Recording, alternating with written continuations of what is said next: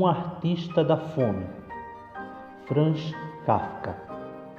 Narração: Tiago da Silva. Nas últimas décadas, o interesse pelos artistas da fome diminuiu bastante. Se antes compensava promover por conta própria grandes apresentações desse gênero, hoje isso é completamente impossível. Os tempos eram outros. Antigamente toda a cidade se ocupava com os artistas da fome. A participação aumentava a cada dia de jejum. Todo mundo queria ver o jejuador no mínimo uma vez por dia. Nos últimos, havia espectadores que ficavam sentados dias inteiros diante da pequena jaula. Também à noite se faziam visitas cujo efeito era intensificado pela luz de tochas. Nos dias de bom tempo, a jaula era levada ao ar livre e o artista mostrado especialmente às crianças. Embora para os adultos ele não passasse de um divertimento no qual tomavam parte por causa da moda, as crianças olhavam com assombro, de boca aberta, um segurando a mão da outra por insegurança. Aquele homem pálido, com malha escura, as costelas extremamente salientes, que desdenhava até uma cadeira para ficar sentado sobre a palha espalhada no chão, ora ele assinava polidamente com a cabeça, ora respondia com um sorriso forçado às perguntas, esticando o braço pelas grades para que apalpassem sua magreza e mergulhando outra vez dentro de si mesmo, sem se importar com ninguém, nem mesmo com a batida do relógio, tão importante para ele, a única peça que decorava a jaula, mas fitando o vazio com os olhos semicerrados e bebericando de vez em quando água de um copo minúsculo para umedecer os lábios. Além dos espectadores que se revezavam, havia ali também vigilantes escolhidos pelo público. Em geral, curiosamente, açougueiros, sempre ao mesmo tempo, que assumiam a tarefa de observar dia e noite o artista da fome para que ele não se alimentasse por algum método oculto. Mas isso era apenas uma formalidade introduzida para tranquilizar as massas, pois os iniciados sabiam muito bem que o jejuador, durante o período de fome, nunca, em circunstância alguma, mesmo sob coação, comeria alguma coisa, por mínima que fosse. A honra da sua arte proibia. Sem dúvida, nem todo vigilante podia entender isso. Havia muitas vezes grupos de vigia que à noite exerciam com muita displicência seu papel, reunindo-se de propósito num canto distante, onde mergulhavam no jogo de cartas com a intenção manifesta de conceder ao artista da fome um descanso durante o qual, no seu modo de ver, ele podia lançar mão de provisões secretas. Nada atormentava tanto o jejuador como esses vigilantes. Eles turvavam seu estado de ânimo e o tornavam o jejum terrivelmente difícil.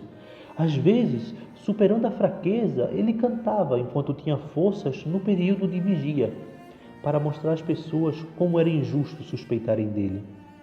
Mas isso pouco ajudava, porque então eles se admiravam da sua destreza para comer enquanto estava cantando. Para ele, eram muito preferíveis os vigilantes que se sentavam bem junto às grades, não se contentavam com a fosca iluminação noturna da sala e faziam incidir sobre o jejuador os raios de lanternas elétricas de bolso que o empresário punha à sua disposição. A luz crua não o incomodava de modo algum. Embora não pudesse dormir, sempre cochilava um pouco com qualquer luminosidade e a qualquer hora, mesmo na sala superlotada e barulhenta. Com esses vigilantes estava sempre pronto a passar a noite toda em claro, a trocar gracejos com eles, contar-lhes histórias de sua vida errante e depois escutar as deles. Tudo para mantê-los despertos, para poder provar-lhes que não tinha nada de comestível na jaula e que jejuava como nenhum deles seria capaz. Mas era de manhã que ficava mais feliz do que nunca, pois então, por sua conta, era servido aos vigilantes um café da manhã suculento, ao qual eles se atiravam com o apetite de homens sadios depois de uma noite de trabalhosa vigia. Na realidade, não faltavam pessoas que queriam ver nessa refeição uma influência indevida sobre os vigilantes, mas isso era ir longe demais. E quando perguntavam a elas se porventura queriam assumir a vigilância noturna em nome da causa e sem o café da manhã, eles torciam a cara e conservavam suas suspeitas. Isso, no entanto, já fazia parte das suspeitas inerentes à profissão do artista da fome. Ninguém estava em condições de passar todos os dias e noite ininterruptamente ao seu lado como vigilante, portanto, ninguém era capaz de saber, por observação pessoal, se um jejum fora realmente mantido sem falha e interrupção. Só o artista podia saber isso e ser o espectador totalmente satisfeito do próprio jejum. Entretanto, ele nunca estava satisfeito por outro motivo. Talvez não fosse em virtude do jejum que estivesse tão magro, a tal ponto que muitos, lamentando-se por causa disso, tinham de se afastar das apresentações porque não conseguiam suportar aquela visão. Mas sim em virtude da insatisfação consigo mesmo. É que só ele sabia, só ele e nenhum outro iniciado, como era fácil jejuar. Era a coisa mais fácil do mundo. Ele não ocultava, mas não acreditavam nele. No melhor dos casos, consideravam-no modesto. No geral, porém, um faroleiro ou simples farsante, para quem o jejum era fácil porque ele conhecia a maneira de torná-lo fácil, e ainda por cima tinha o topete de o admitir só pela metade. Ele era obrigado a aceitar tudo isso, mas no correr dos anos se acostumou. No entanto, a insatisfação roía por dentro e nenhuma única vez, depois de qualquer período de fome, tinham que lhe conceder esse crédito, deixar espontaneamente a jaula. O empresário já havia fixado em 40 dias o prazo máximo de jejum. Acima disso, ele nunca deixava jejuar nem nas grandes cidades do mundo, e isso por um bom motivo. A experiência mostrava que durante 40 dias era possível espicaçar o interesse de uma cidade através de uma propaganda ativada gradativamente. Mas depois disso o público falhava e se podia verificar uma redução substancial da assistência. Naturalmente, existiam nesse ponto pequenas diferenças segundo as cidades e os países, mas, como regra, 40 dias eram um período máximo. Sendo assim, no 40º dia, eram abertas as portas da jaula coroada de flores. Uma plateia entusiasmada enchia o anfiteatro. Uma banda militar tocava. 2 médicos entravam na jaula para proceder às medições necessárias no artista da fome. Os resultados eram anunciados à sala por um megafone e, finalmente, 2 moças felizes por terem sido sorteadas, ajudavam o jejuador a sair da jaula, descendo com ele alguns degraus da escada até uma mesinha onde estava servida uma refeição de doente cuidadosamente selecionada. Nesse momento, o artista da fome sempre resistia. Na verdade, colocava voluntariamente os braços ossudos nas mãos das jovens que se curvavam sobre ele, mas não queria se levantar. Por que parar justamente agora, depois de 40 dias? Ele poderia aguentar ainda muito tempo, um tempo ilimitado. Por que suspender agora quando estava no melhor, isto é, ainda não estava no melhor do jejum? Por que queriam privá-lo da glória de continuar sem comer, de não se tornar não só o maior jejuador de todos os tempos, coisa que provavelmente já era, mas também superar a si mesmo até o inconcebível, uma vez que não sentia limites para a sua capacidade de passar fome? Por que essa multidão que fingia admirá-lo tanto tinha tão pouca paciência com ele? Se ele aguentava continuar jejuando, por que ele não suportava isso?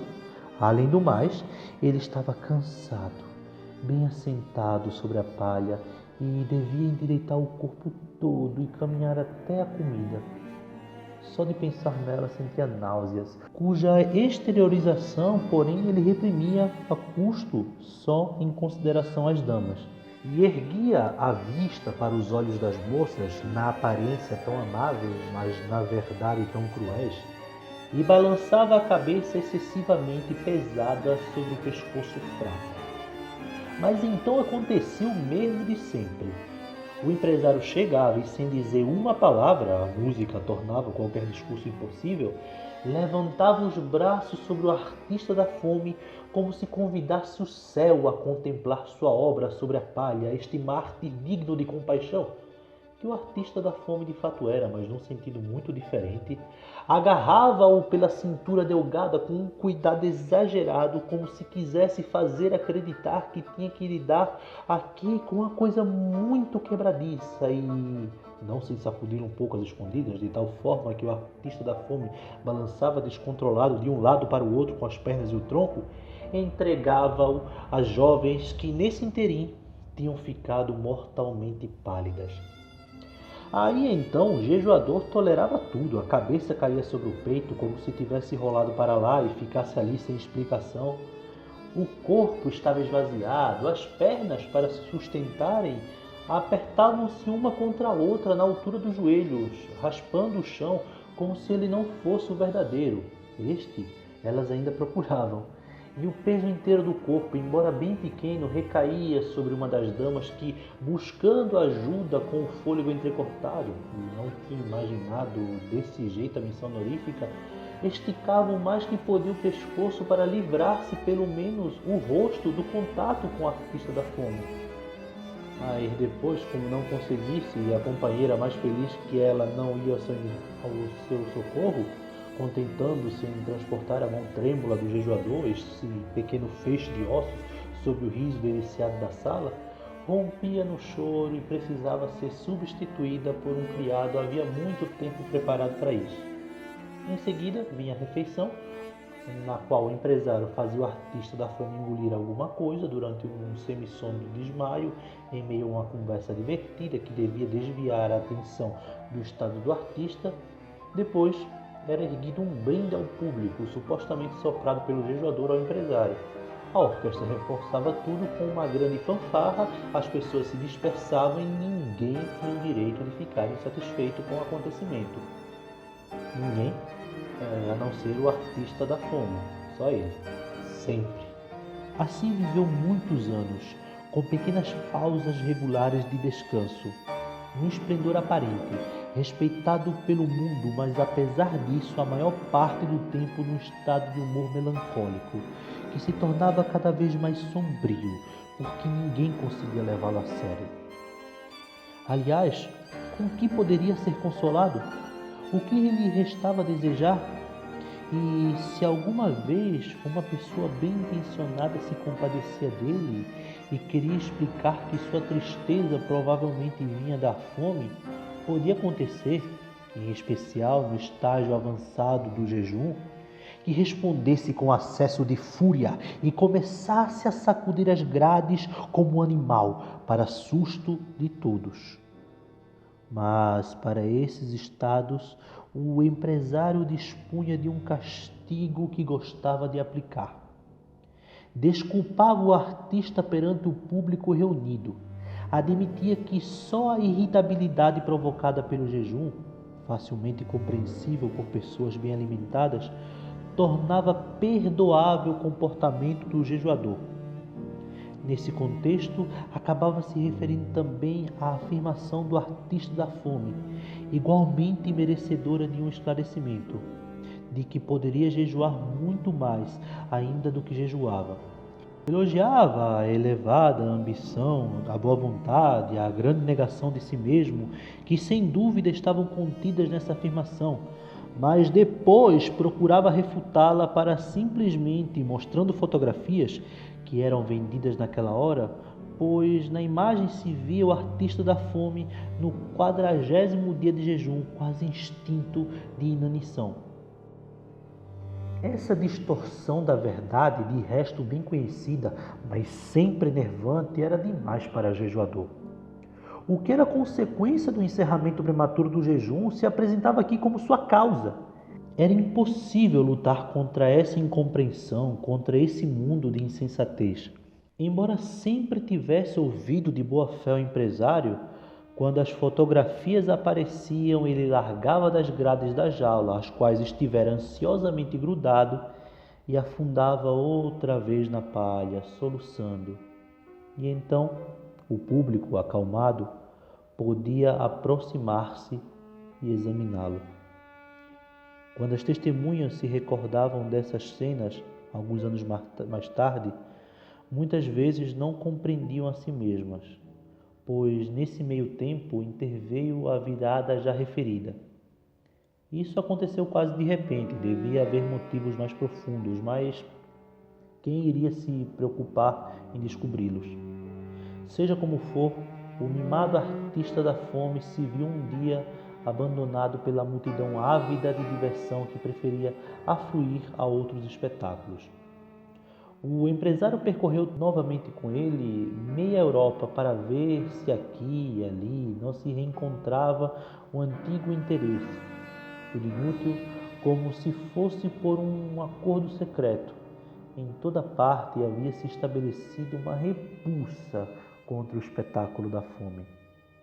É evidente que, na realidade, isso não poderia ter sucedido de repente, e recordava-se agora, com atraso, de muitos presságios que, na época da embriaguez do triunfo, não tinham sido suficientemente respeitados, nem suficientemente reprimidos. Mas agora já era tarde demais para fazer alguma coisa. Certamente os bons tempos do jejum um dia também voltariam, mas para os que viviam naquela época isso não era um consolo. O que o artista da fome podia fazer então? Quem tinha sido aclamado por milhares de pessoas não podia exibir-se em barracas nas pequenas feiras.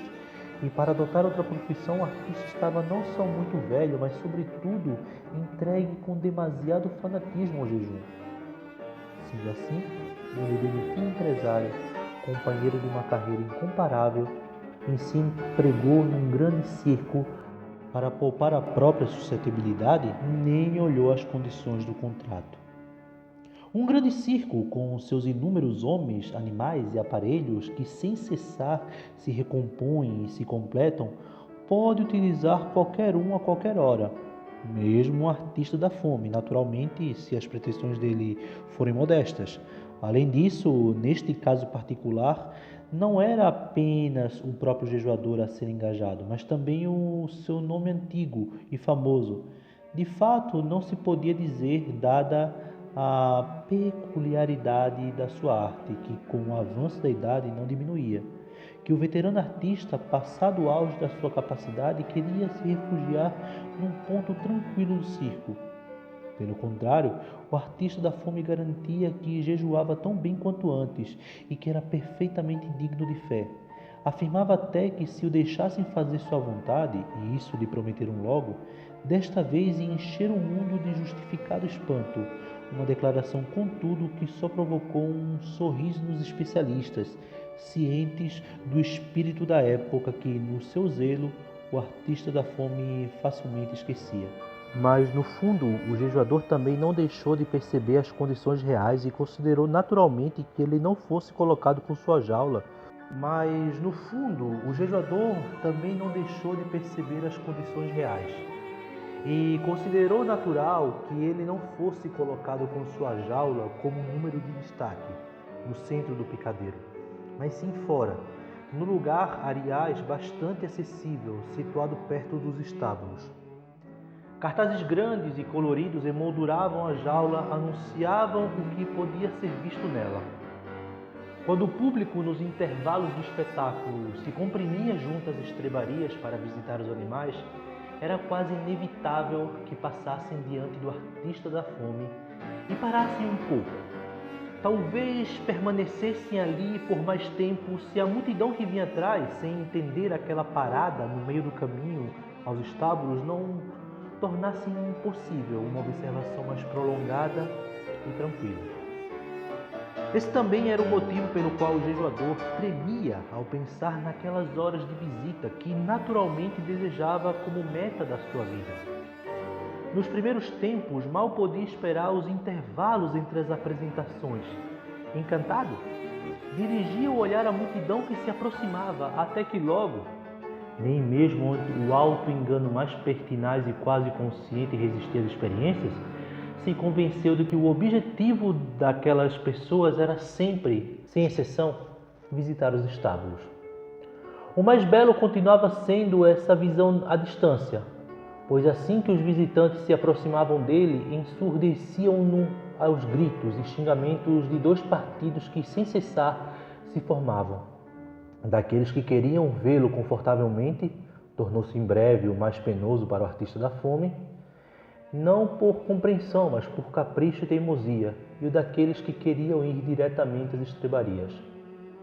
Passada a grande turba, chegavam os retardatários, mas mesmo estes, a quem nada mais impedia de ficar ali quanto tempo quisessem, apertavam o passo e iam direto, quase sem olhar para o lado, a fim de chegar em tempo de ver os animais.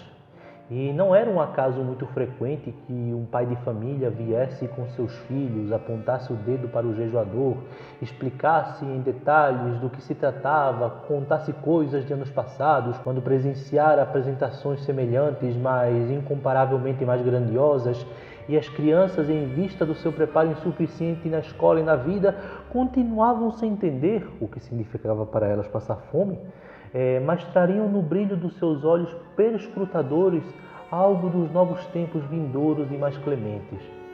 Talvez, dizia às vezes o jejuador a si mesmo, tudo melhorasse um pouco se o local da sua exibição não estivesse tão perto dos estábulos.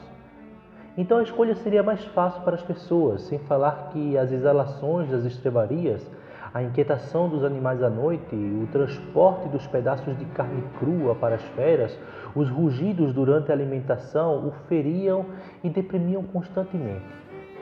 Mas ele não ousava comunicar aquilo à direção, pois ainda assim agradecia os animais, a multidão de visitantes, entre os quais se podia encontrar aqui e ali algum destinado a ele.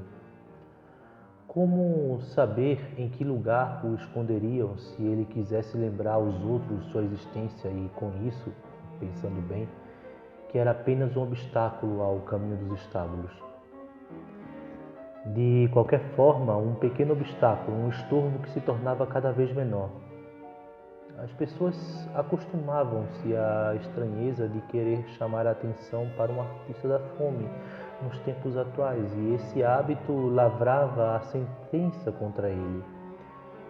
O jejuador podia jejuar tão bem quanto quisesse, e ele o fazia, mas nada mais podia salvá-lo da arte do jejum. Tenta explicar a alguém a arte do jejum, passavam reto por ele. Os belos cartazes ficaram sujos e ilegíveis, foram arrancados, não ocorreu a ninguém substituí-los. A pequena tabela com o número dos dias do jejum, que nos primeiros tempos era cuidadosamente renovada, continuava a mesma há muito tempo, pois as primeiras semanas os próprios funcionários não quiseram mais se dar neste tempo aquele pequeno trabalho. Assim, o artista da fome continuou jejuando como um dia sonhara, e isso não representava nenhum grande esforço para ele, como havia previsto. Mas ninguém contava os dias, ninguém, nem mesmo o jejuador, conhecia a extensão do seu desempenho, e o seu coração ficou pesado. Quando, certa vez, nesse tempo, o ansioso se deteve diante da jaula, escarneceu da velha cifra na tabela e falou de embuste. Essa foi, à sua maneira, a mais estúpida mentira que a indiferença e a maldade inata puderam inventar, já que não era o artista da fome quem cometia a fraude. Ele trabalhava honestamente, mas sim o mundo que o fraudava dos seus méritos. Passaram-se ainda muitos dias e até isso chegou ao fim. Certa vez o inspetor notou a jaula e perguntou aos serventes por que deixavam sem uso aquela peça perfeitamente aproveitável com palha apodrecida dentro. Ninguém sabia, até que um deles, com a ajuda da tabuleta, se lembrou do artista da fome. Levantaram a palha com ancinhos e encontraram nela o jejuador. "Você ainda continua jejuando?" perguntou o inspetor. "Afinal, quando vai parar?" "Peço desculpas a todos", sussurrou o artista da fome. Só o inspetor, que estava com o ouvido colado às grades, o entendia. "Sem dúvida", disse o inspetor, colocando o dedo na testa para indicar aos funcionários com isso o estado mental do jejuador. "Nós o perdoamos." Eu sempre quis que vocês admirassem meu jejum", disse o artista da fome. Nós admiramos, retrucou o inspetor. Por que não haveríamos de admirar? Mas não deveriam admirar, disse o jejuador. Bem, então não admiramos, disse o inspetor. Por que é que não devemos admirar? Porque eu preciso jejuar, não posso evitá-lo, disse o artista da fome. Bem se vê, disse o inspetor. E por que não pode evitá-lo? Porque eu, disse o jejuador, levantando um pouco a cabecinha, falando dentro da orelha do inspetor com os lábios em ponta, como se fosse um beijo, para que nada se perdesse. Porque eu não pude encontrar o alimento que me agrada. Se eu o tivesse encontrado, pode acreditar, não teria feito nenhum alarde e me empanturrado como você e o mundo todo. Estas foram as últimas palavras, mas nos seus olhos embaciados persistia a convicção firme, embora não mais orgulhosa, de que continuava jejuando. Limpem isso aqui, disse o inspetor, e enterraram o artista da fome junto com a palha. Mas na jaula puseram uma jovem pantera. Era um alívio sensível, até para o sentido mais embotado, ver aquela fera dando voltas na jaula tanto tempo vazia. Nada lhe faltava. O alimento de que gostava, os vigilantes traziam sem pensar muito, nem da liberdade ela parecia sentir falta. Aquele corpo nobre, provido até estourar de tudo o que era necessário, dava a impressão de carregar consigo a própria liberdade. Ela parecia estar escondida em algum lugar das suas mandíbulas, e a alegria de viver brotava da sua garganta com tamanha intensidade que, para os espectadores, não era fácil suportá-la. Mas eles se dominavam, apinhavam-se em torno da jaula e não queriam, de modo algum, sair dali. Fim da narração.